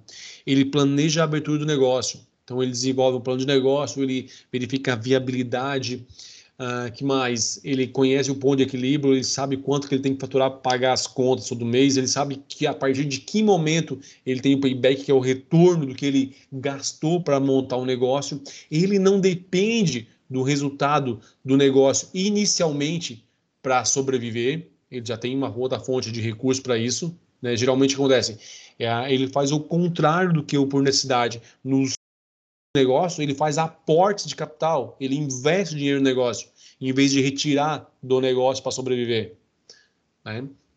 Então, essas são as características, digamos aí, mais gritantes entre os dois tipos de empreendedores. o por necessidade e o de por oportunidade. Acho que é bem tranquilo essa parte, né, pessoal? Por oportunidade e por necessidade.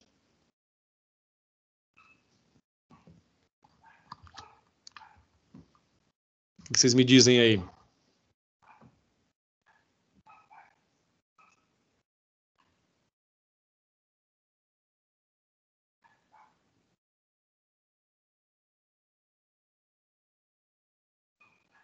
Bom, acredito que sim, né?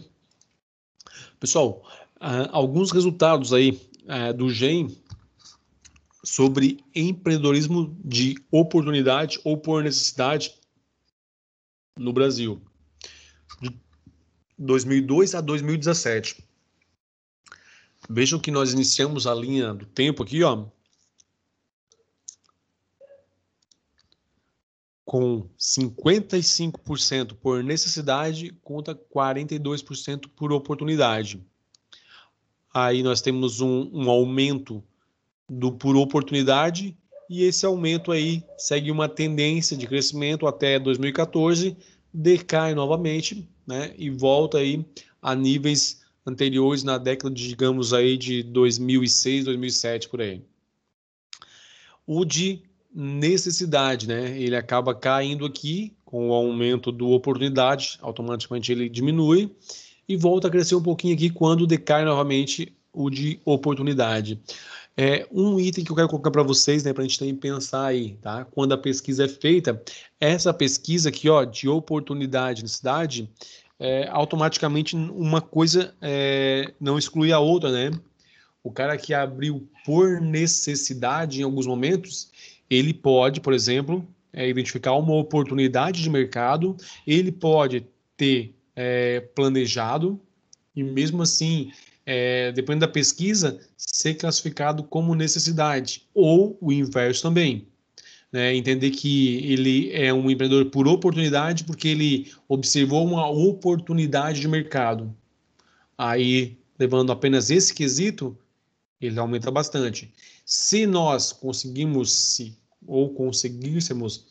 fazer uma classificação realmente de acordo com aqueles dados que a gente viu ali atrás, esse item por necessidade seria bem maior, né? Porque vamos convenhar que não é tão simples assim você ter uma pessoa que consiga ter recurso próprio, que consiga ter conhecimento de mercado, que consiga se preparar para o negócio e tenha outras fontes de rendimento para iniciar um negócio, né? Claro que ainda observando o mercado, observando o que é tendência, buscando uma oportunidade de negócio. Então, uma coisa realmente não exclui a outra dentro da pesquisa do GEM, mas é interessante a gente ter o entendimento que se fosse colocado todos os itens na ponta do lápis, aí, digamos assim, na pesquisa, esse índice de por necessidade subiria bem mais do que é apresentado ali, tá, gente?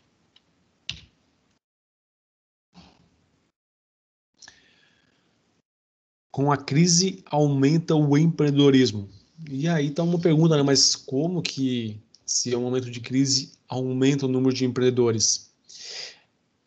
Realmente, o empreendedorismo aumenta, só que automaticamente aumenta a taxa de empreendedores por necessidade. As pessoas acabam perdendo aí o seu emprego e iniciam um negócio, geralmente para estar sobrevivendo ou passando por esse período aí. Nós temos aí, no ano de 2016, total de 48,2 bilhões, né? Total de empresas aí, abertas há menos de 3,5 anos, 26,2 milhões. Então, aí, 11,1 por necessidade contra 15,1 por oportunidade. Na questão aí dos setores, né? Só para entender aqui, ó, o MEI, que é o microempresário individual, que é uma forma de legalizar ou formalizar um empreendimento, digamos assim, representa 78,5% do número de empresas aí que foram abertas. Quando a gente abre uma empresa, ela tem lá no seu contrato social uma constituição, né? Constituição social que a gente fala. Basicamente determina lá o capital dos sócios e o modo de classificação que ela tem em relação aí ao seu sistema de imposto, a contribuição, ao número de empregados.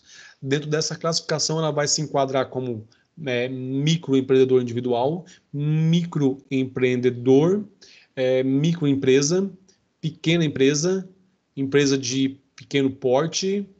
Ainda temos a questão das grandes empresas, que daí, bom, depois a gente vai falar um pouquinho sobre as classificações, porque daí tem alguns critérios. BNDES usa um tipo, o Sebrae usa outro. Então depois a gente vai entender um pouquinho melhor como é que é essa separação do tipo por porte da empresa, digamos assim.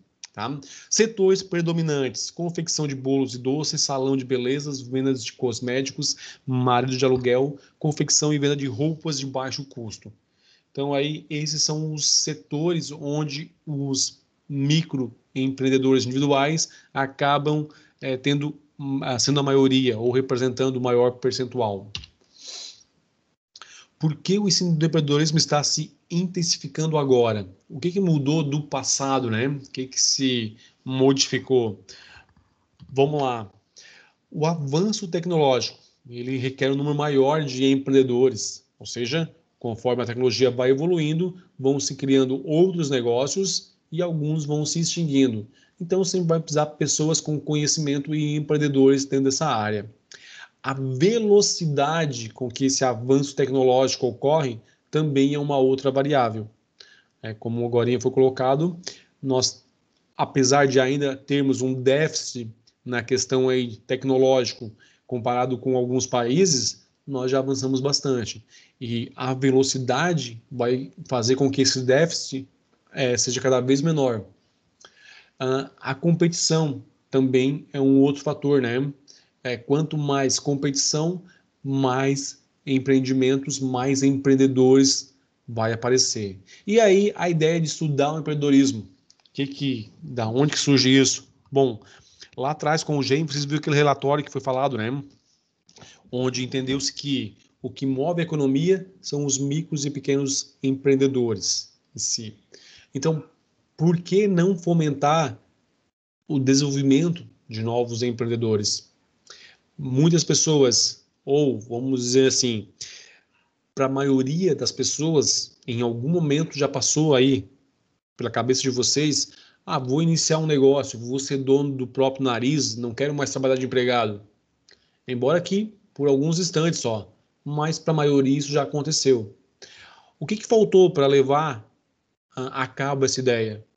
Então, era falta de conhecimento, falta de capital. O que faltou em si, já que você tinha vontade? E algumas pessoas continuam: eu quero empreender, mas eu não sei o que iniciar de negócio. Aí é questão de olhar para o mercado. E, claro, ter algumas das características, ter ou desenvolver, né, as características de empreendedor. A principal delas tem que ser a questão de risco, né? Ser uma pessoa que consegue assumir riscos, e no momento em que você assume riscos, você tem duas probabilidades aí: dar certo ou não. E entender que o não era uma opção dentro das que você tinha. Então você tem que estar ciente que o resultado final pode ser o sucesso, um empreendimento funcionando, como pode ser o empreendimento fechar. Não deu certo. E entender que se não deu certo, não é um fracasso em si, né? Mas era já uma opção cogitada. Então a questão do risco está diretamente associada à palavra ou ao conceito de empreendedor. Bom, além disso, hoje vocês estão tendo empreendedorismo como uma cadeira no curso de vocês. Ele é uma disciplina dentro de vários cursos que a gente está ofertando hoje no Unibave. Por que isso? Porque entendeu-se que precisa de pessoas com capacidade e características empreendedoras para que o mercado evolua. Vocês viram ali a informação que aquela pesquisa trouxe, onde mais de 90% das empresas que contribuem para o PIB nacional são pequenas empresas, micro e pequenas empresas. A gente está falando em PIB, está falando em geração de riqueza e renda, de empregos, né? Ou seja, movimentar a economia. Se fica sob responsabilidade dos empreendedores, por que não, né? A pergunta que fica, por que não apresentar a eles conceitos básicos e fazer com que eles percebam o que eles vão encontrar pela frente quando optam em trilhar esse caminho?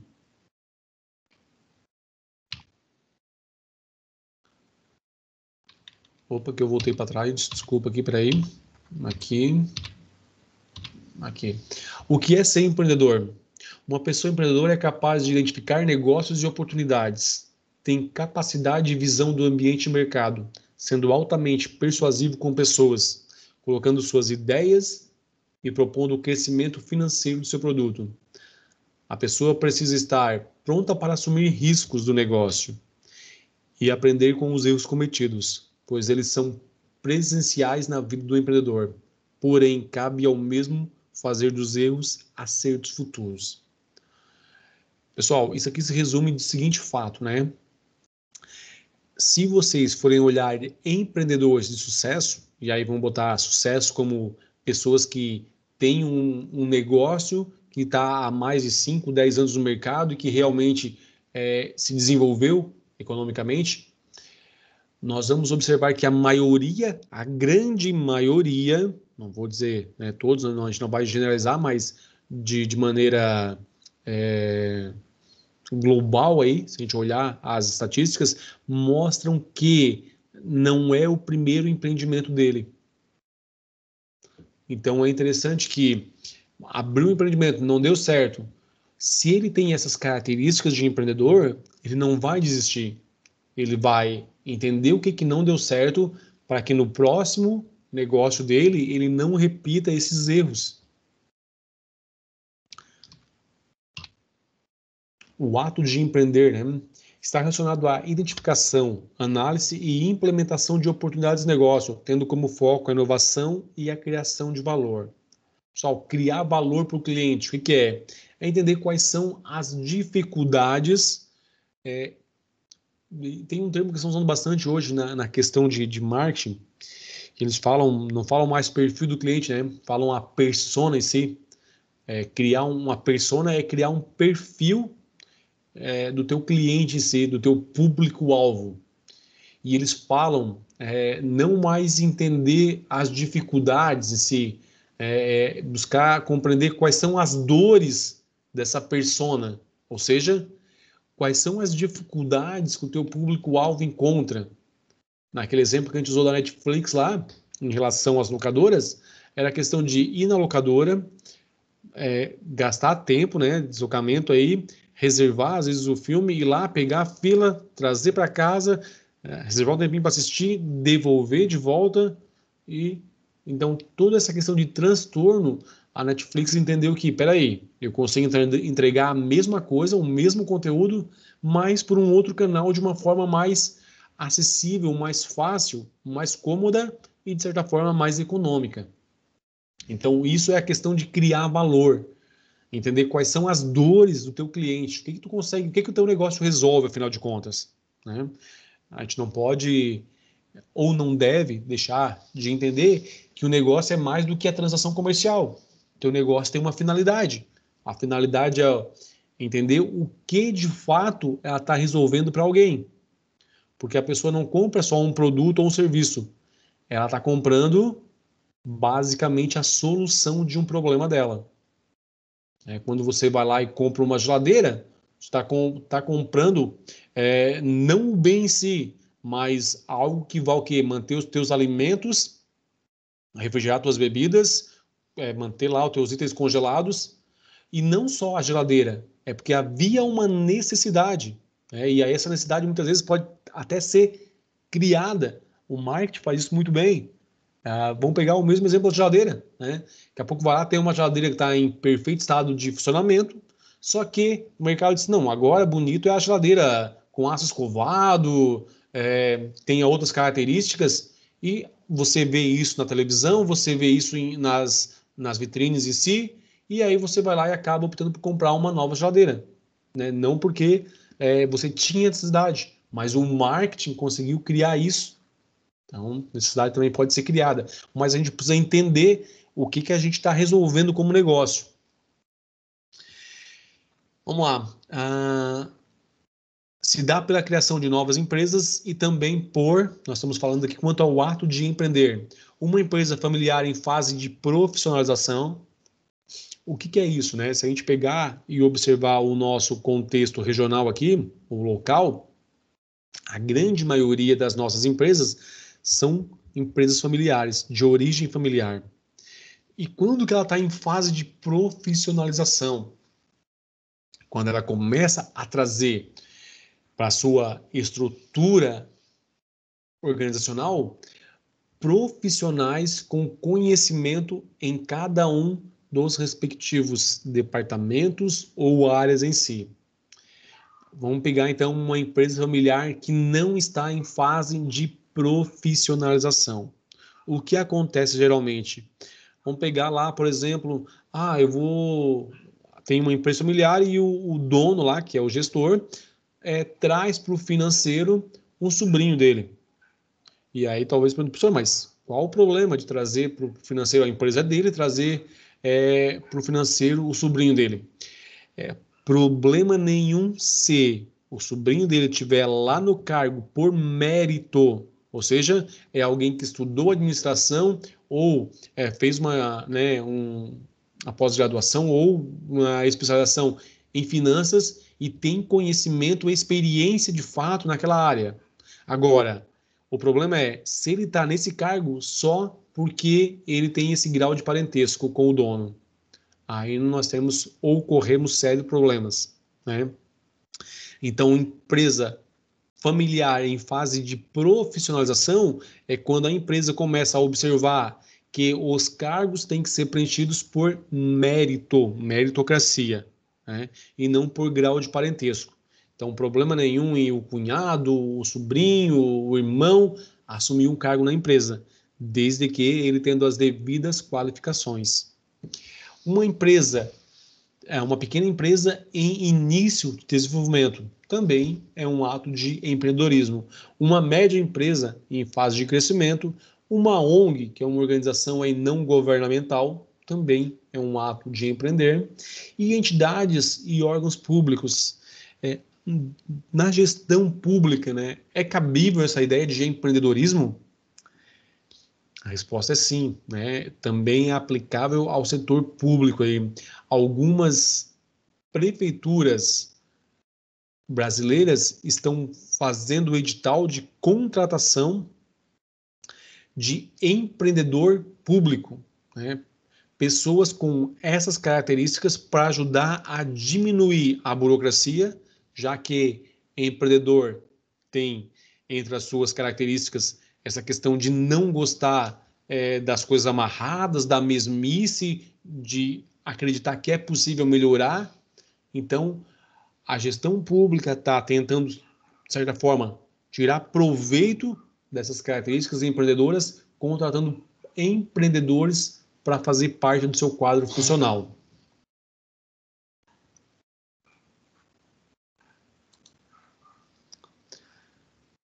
Algumas características, então, né?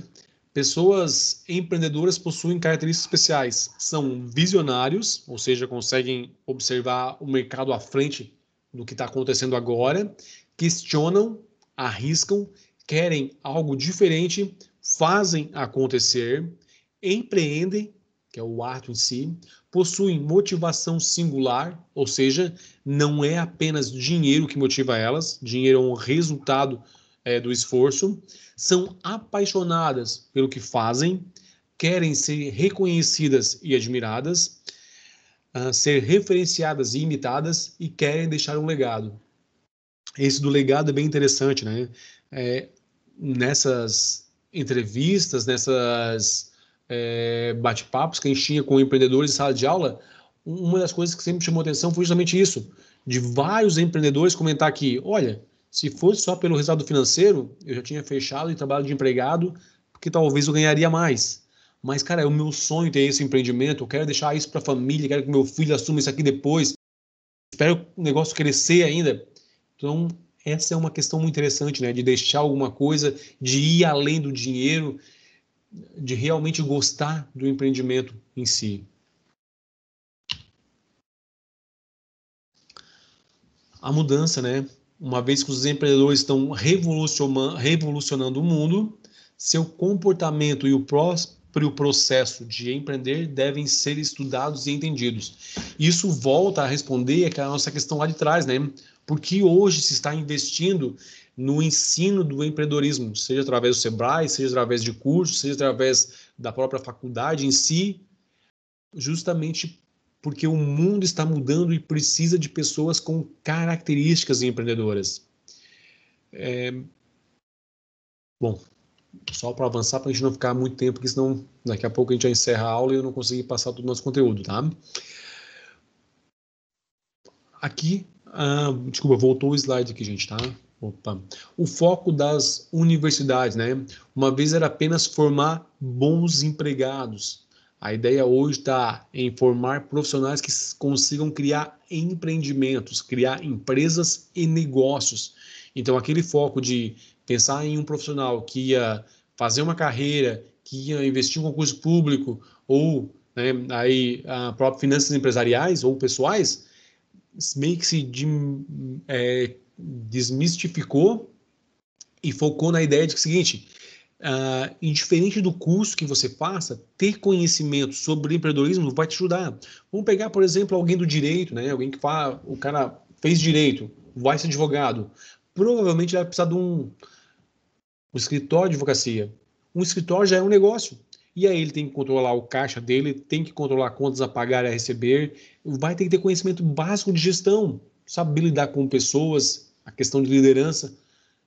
São características empreendedoras. Então, indiferente do teu segmento, do teu, digamos aí, curso que você optou, o empreendedorismo serve para qualquer lugar, para qualquer tipo de segmento, para qualquer tipo de, digamos aí, de curso ou disciplina em si. Aqui a gente já falou, né, que o clique em si do empreendedorismo acontece aí durante a década de 90. Então, de lá para cá, nós tivemos algumas mudanças, que foi 8 anos aí de crescimento econômico, o crescimento contínuo a partir do século XX, o boom da internet, que nós falamos ali atrás, que é uma variável tecnológica, né? O crescimento do capital venture, ou venture capital, que é a ideia de anjos investidores, pessoas com capital que vão aplicar em empreendedores. Hoje, uma boa oportunidade de negócio. Então, vamos lá. Você teve uma ideia. Essa ideia foi transformada em uma oportunidade de negócio. O que é isso, né? Então, a ideia é o primeiro passo. A oportunidade é verificar se essa ideia, primeiro, satisfaz uma necessidade de mercado, né? E consegue se rentabilizar. Se ela conseguir fazer isso, automaticamente vai ser um negócio. Se você tiver uma boa oportunidade de negócio, você muitas vezes não precisa nem de capital próprio. Existem os chamados anjos investidores que vão lá e vão fazer aporte financeiro na tua ideia. E aí, depois de 4, 5 anos, tiram de volta o dinheiro, claro que rentabilizado, né, mas não com o juro que você pagaria, por exemplo, para um banco em si. Outra coisa, geralmente o anjo investidor, né, também auxilia na gestão, embora ele não faça parte da empresa, mas ele auxilia, porque já é uma pessoa que passou por outros empreendimentos. Ganhos na bolsa aí de Nova York, Nasdaq, e novos jovens bilionários. Então, tudo isso aí, né? O Departamento de Comércio americano chegou à conclusão que a conjunção desse intenso dinamismo empresarial e rápido crescimento econômico, somado aos baixos índices de desemprego e baixas taxas de inflação, aparentemente apontam para uma única conclusão: o empreendedorismo é o combustível para o crescimento econômico, criando emprego e prosperidade. Ó. Pessoal, 3 itenzinhos aqui para nós fecharmos por hoje. Vamos lá. Eu quero que vocês entendam que a gente precisa desmistificar 3 mitos que se criou em torno do empreendedor. Deixa eu só ver se vocês estão comigo ainda, né? Tá chegando o áudio para vocês aí? Tá todo mundo presente ainda? Sim. Então vamos lá. O primeiro deles já está aqui como mito, mas algum de vocês empreendedor é aquele cara que nasce pronto já? Não nasce pronto. Opa, legal, isso é mito, né? Ou seja, se a gente está falando aqui que tem uma disciplina de empreendedorismo, é porque pode ser ensinado e pode ser aprendido. Então, não quer dizer que necessariamente nasce com a pessoa, tá? Isso não é algo nato. Aprende com erro. Opa, joia, ó, já entendeu a pegada, né? O que a gente faz aqui? A gente tenta apontar as principais causas de falência, de fechamento de um negócio e mostrar quais são as dificuldades que vai ser encontradas nesse processo. Para que isso? Para desmotivar? Não, pelo contrário.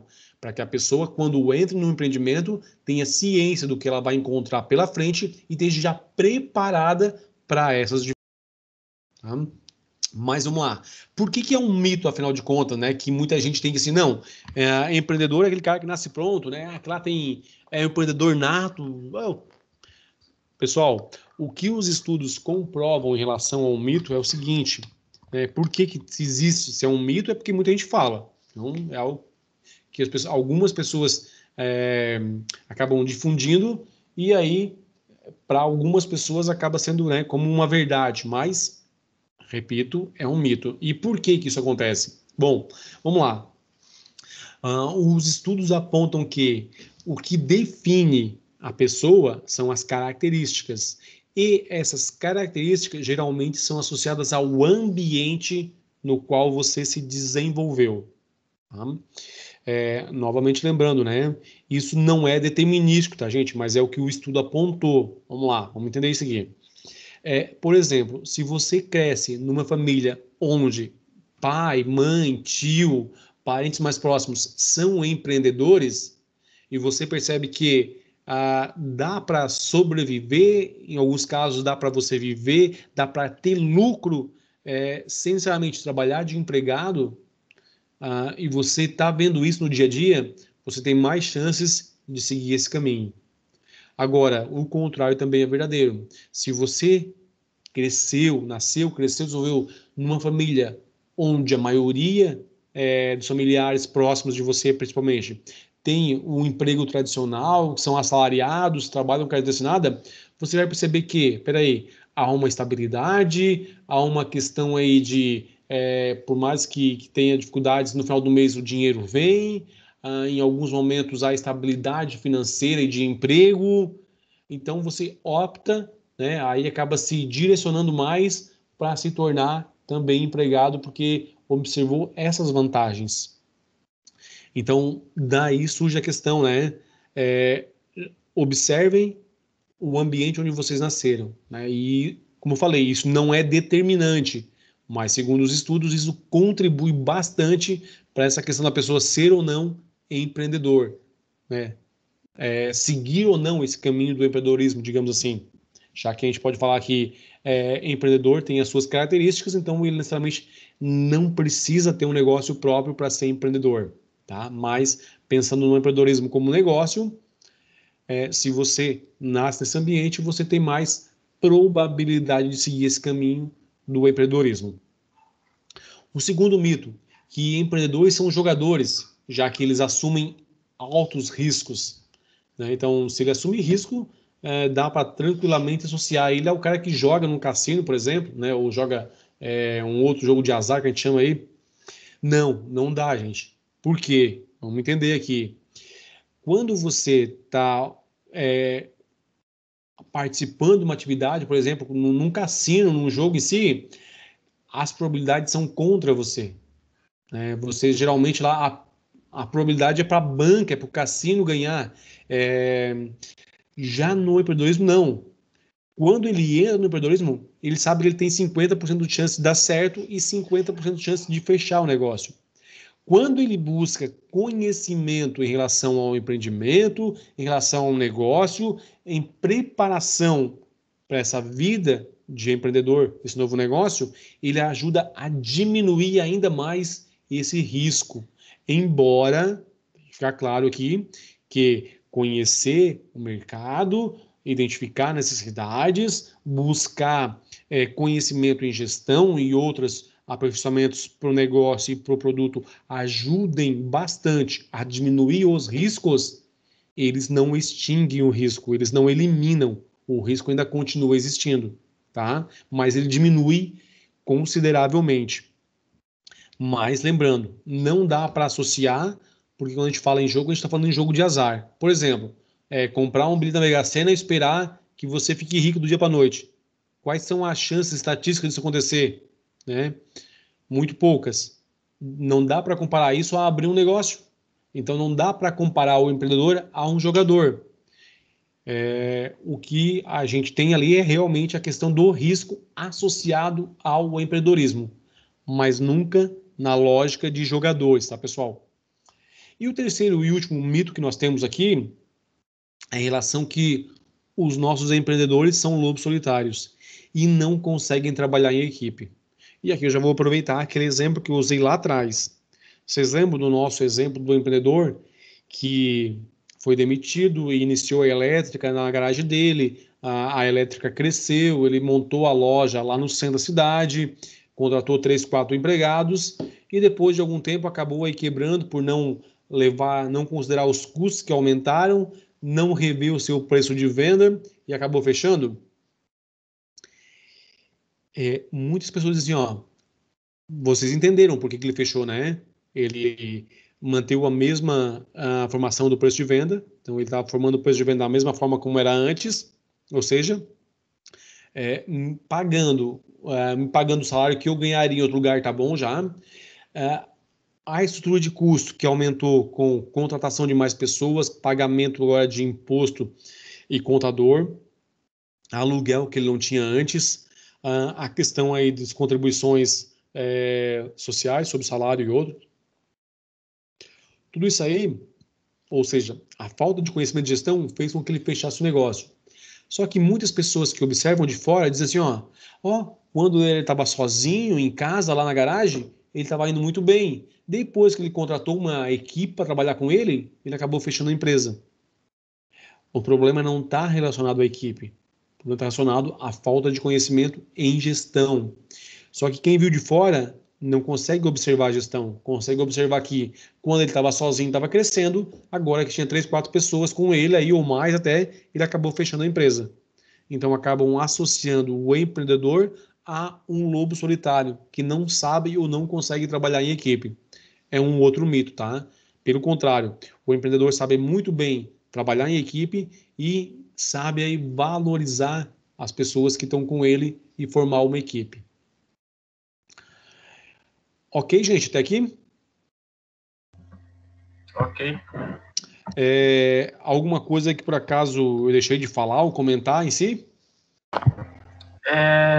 Professor, sobre a dificuldade do empreendedor de estar administrando as taxas, essas coisas que o governo acaba atrapalhando no negócio, né? Que tem muita burocracia, isso aí também atrapalha no negócio, né? E se nós né, tivermos um bom planejamento, também o negócio pode fechar por causa disso, né? Com certeza, né? Que o governo, ele, assim, ele é um sócio malvado da empresa, né? Porque é o seguinte, a tua empresa trabalhou um mês inteiro e a tua empresa faturou, ou seja, faturou, entenda que tá? Não é lucrou, faturou. Ela vendeu, emitiu nota fiscal, faturamento. Ela teve faturamento aquele mês. Só que talvez o faturamento que ela teve não foi o suficiente para gerar lucro, de pagar todos os custos do produto e mais as despesas que ela tem como empresa. O que acontece? O governo não está nem aí. Ele quer a parte dele. E ele vai cobrar sobre o que você faturou, mesmo você não tendo lucro, né? Então, isso é uma parte negativa. Mesmo assim, vamos lá, teve lucro. O governo tira a parte dele. E o que ele devolve para ti como empresa? Nada. Então, digamos que o governo é um sócio malvado que a gente tem quando é empreendedor.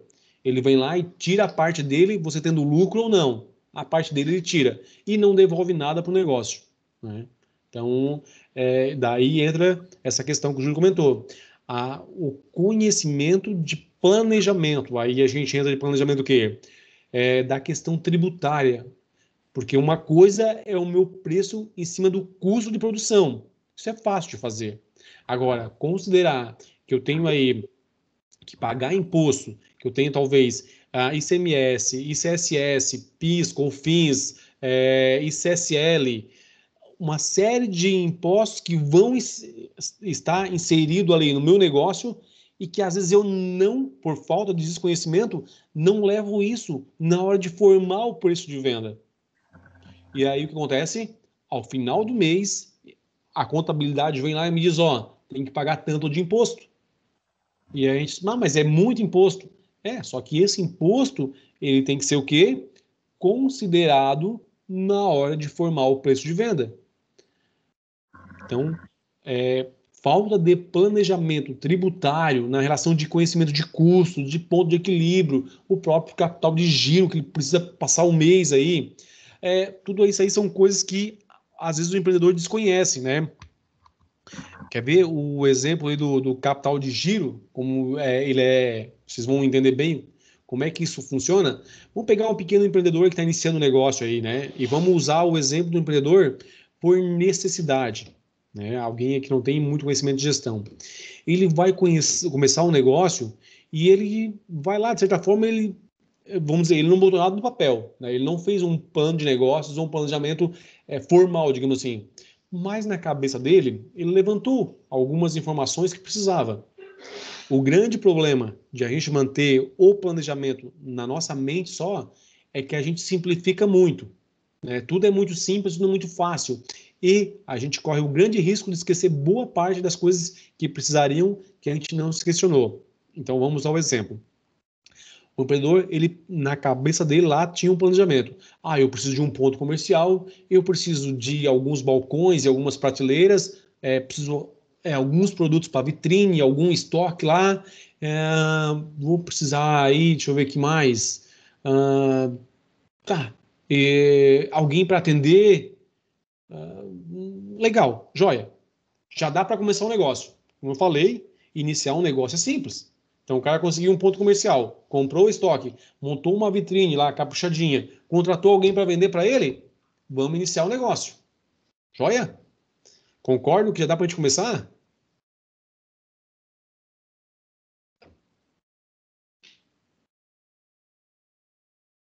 E aí, pessoal? Já dá para começar para a gente faturar e ter lucro já agora nessa formatação aí? Para começar assim, né? Gerar lucro já é outro joia. Joia. Para começar assim. E a gente conhece quantas pessoas que começam assim, né? Legal. Agora assim, ó. Chegou o primeiro mês de venda. Aí na hora de vender, opa, o que faltou? O cliente ele quer um cupom fiscal ou uma nota fiscal. E aí ele lembra que precisa de uma impressora fiscal que ele não tinha contabilizado antes. Aí ele vai atrás de uma, né? Mas ele investiu todo o dinheiro que ele tinha no estoque ali, na vitrine, no negócio em si. E não sobrou dinheiro em caixa quase, né? Bom, ele vai lá e já faz uma continha. Aí ele verifica que precisa de contador também. Aí vai lá e contrata o contador. Mais um custo que ele não tinha nem previsto, nem lembrado que precisava nesse momento. Joia. O que acontece? Aí comprou lá, fez a primeira dívida dele, fez algumas vendas naquele mês, vendeu alguns produtos, ok. Só que, o que aconteceu? As vendas foram a prazo. Dificilmente você consegue ter um comércio em si e vender somente à vista. Então foram a prazos aí. Ok. O que acontece? Final do mês só vai entrar para ele uma parte dos produtos que ele vendeu. Ele precisa comprar estoque, ele precisa pagar funcionário, ele precisa pagar aluguel, pagar o contador, pagar energia, pagar a internet, comprar um sistema para a loja, e aí faltou o dinheiro para passar um mês, né? Sem contar que, daqui a pouco estragou lá, quebrou uma das vitrines, quebrou, precisa trocar, e agora? Dinheiro de onde?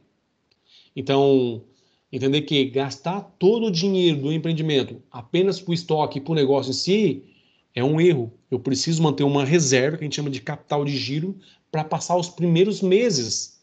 Porque assim, vamos imaginar que esse nosso empreendedor venda produtos eletrônicos e ele vai vender um celular. Ele vai vender o celular pelo menos em 10 vezes no cartão. E aí ele vai receber todo mês um pouquinho lá, né? No cartão, vamos imaginar que ele faça lá, então, um crediário próprio lá, mas ele vai receber 10% aí em 10 vezes, né? 10% do que o celular vale. E aí, ele precisa comprar um celular novo? Ele consegue comprar em 10 vezes o fornecedor? Não. Geralmente o fornecedor vai dar para ele 30, 190. Quando ele consegue comprar, sim. Geralmente, o empreendedor, no começo, como ele não tem cadastro, é a primeira compra, ou é tudo à vista, ou pelo menos 50% à vista. E aí, o dinheiro das vendas já não deu nem para repor o estoque. E agora pagar funcionário, pagar as outras contas? Como é que faz? Então tem que estar preparado para essa questão de capital de giro, né? E aí é que entra a questão da gestão. Compreender esse simples fato de capital de giro vai fazer com que ele não gaste, por exemplo, com despesas financeiras, de ir no banco, pegar o limite especial ou usar o limite do cartão de crédito. Há um tempo atrás, saiu uma pesquisa apontando que 95% dos empreendedores utilizavam o cartão de crédito próprio deles, particular, no negócio, né? É um outro erro não separar, por exemplo, o caixa da empresa do bolso do dono. Geralmente, o empreendedor, para ele é uma coisa só. Dinheiro do negócio e dinheiro dele é a mesma coisa. E vocês vão dizer, professor, e não é? Não, não é, gente. O negócio ele tem que se rentabilizar. O empreendedor ele vai ter o que a gente chama de prolabore, né, que é parte do resultado do lucro do negócio, quando o negócio tiver lucro. O que o empreendedor pode fazer se ele, além de empreendedor, também trabalha na empresa, tem um cargo lá, por exemplo. Ele que é o gestor da empresa. Ele tem um salário como gestor. Quanto que é o salário? Quanto ele quiser? Bom, a princípio sim, mas quanto que deveria ser? Uma forma de responder essa pergunta, e ela é bem difícil, né, se a gente parar para analisar, é a seguinte: quanto que o empreendedor pagaria para uma outra pessoa, um outro profissional, assumir a função que ele está? Se fosse alguém para administrar um negócio, eu pagaria aí, sei lá, 3, 4, 5 mil reais. Ok? Então o teu salário vai ser nesse valor. Aí, com esse salário, você vai ter que se virar como pessoa física. O teu negócio tem que dar conta de pagar você, pagar os outros funcionários e ainda dar lucro, né? E aí, nem todo lucro pode voltar ou deve voltar necessariamente diretamente para o empreendedor. Quando o negócio começa a ter lucro, o empreendedor recebe, então, o prolabore, que é parte desse lucro, né? Só que para o pequeno empreendedor, geralmente é todo o lucro que o negócio dá. O correto é separar uma parte como prolabore e o restante um reinvestimento para o negócio. Tá? Só que nem sempre é possível, principalmente quando não se tem planejamento para isso. Ok, deixa eu ver se mais alguma coisa, pessoal, aí. Perguntas, fiquem à vontade.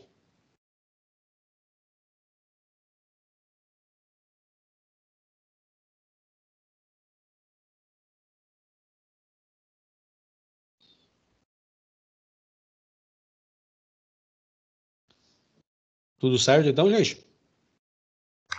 Por enquanto, sim. Opa, tranquilo. A gente vai falar um pouquinho mais ainda, né? Vai falar bastante ainda sobre empreendedor, sobre empreendedorismo, sobre negócio em si, sobre empresas, sobre gestão também, sobre plano de negócio, como vocês viram na ementa ali. Mas por hoje eu encerro aqui. O material que eu deixei com vocês, ainda tem lá uma partezinha que são perfil do empreendedor, que são 10 mandamentos do empreendedor de sucesso, que na verdade é só realmente a leitura para vocês compreenderem o que faz parte desse perfil empreendedor, né? E daí ele fala empreendedor de sucesso porque ele foi retirado de empreendedores que, entre aspas, têm sucesso, né? Embora sucesso seja uma coisa muito relativa, mas nesse caso sucesso financeiro, tá? Então, para deixar um pouco mais claro aí especificado nesse momento. Mas é só para realmente conhecimento, não requer uma explicação sobre isso. Então, para não deixar a aula tão extensa, nós já chegamos aí a 2 horas de gravação aí, eu vou estar encerrando a aula por aqui. A não ser que vocês tenham alguma dúvida, que precise de reforçar algum exemplo ou modificar, senão a gente encerra a aula por aqui, pessoal. Tranquilo? Tranquilo. Pessoal, então deixa eu só aqui finalizar o nosso slide para a gravação aqui, senão depois fica muito pesado. Aqui parar.